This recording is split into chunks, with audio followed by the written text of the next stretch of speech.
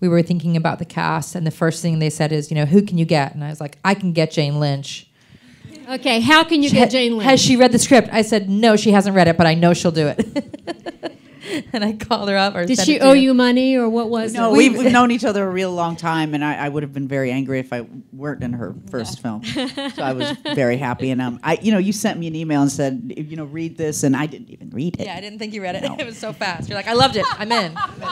It's riveting. I always tell people is that if you can sort of push away all of the outside stuff, like the production and the money and the schedule, and really get to that place of making your best friend laugh, or making your sister laugh, just playing and giggling. And in fact, like when Kathryn and I started rewriting the lines together, after, I think it was right before the table read, I said, let's just make sure these lines feel comfortable coming out of your mouth. And we were just laughing so hard, I do think that, of course, you need to go through the process of finding the cast, but if you can at least have one or two people in your film who know you in that funny bone place of your childhood, and know you in that place of who you really are and what really makes you laugh, it can keep your voice and your tone alive. In a normal film, in which we had like, not normal film, but you know what I mean, that we had air on either side to rehearse or to figure it out. There just wasn't literally physical time to establish like a physical history, like how people touch each other in a way that doesn't feel like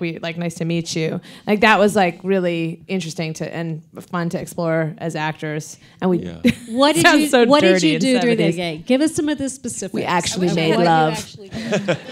Long, that's why sweet, I felt awkward. Beautiful, beautiful love. It was a very strange experience because we just lit the whole room and we were playing poker, and then it was like a chemical equation where you have this thing, and then Jill dropped like a little thing, and she just filmed the chemical equation of what happened.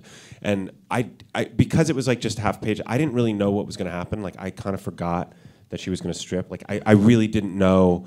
So I've never had an experience where I felt like the mind of my character and my mind were having the same experience.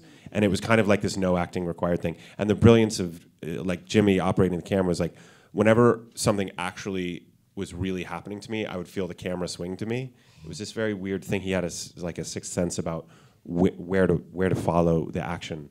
And when I watched that scene, I'm like, oh, that's what that felt like. And even that song was playing, that Funkadelic song. It was a very strange day. It was fantastic, though.